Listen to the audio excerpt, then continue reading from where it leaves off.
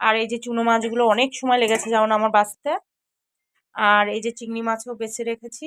এই যে এখন হচ্ছে রান্না করব কোনটা দেখি, কেননা শুনু আর আমি খাবো। বল বাবা, শুনুর তো শরীর খারাপ।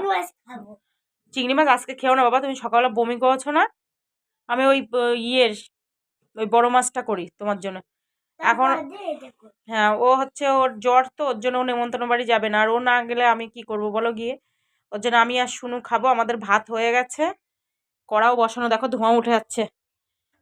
মাছটা ভেজে নেবো, নিয়ে এই যে আজকে ছোটোখাটো এই যে এইটুকানি ব্লগ পাঠালাম, কি করবো বলো, ঠান্ডার মধ্যে কাজকর্ম দেখাতে পাচ্ছি না।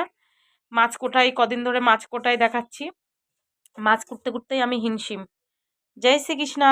আর আমার প্লিজ সবাই সাবস্ক্রাইব করো, যতটা পারো আমার ভিডিওগুলো সাবস্ক্রাইব করো, শেয়ার করে দাও, আমার পাশে থাকো, আমাকে সাপোর্ট করো। জয় শ্রীকৃষ্ণা।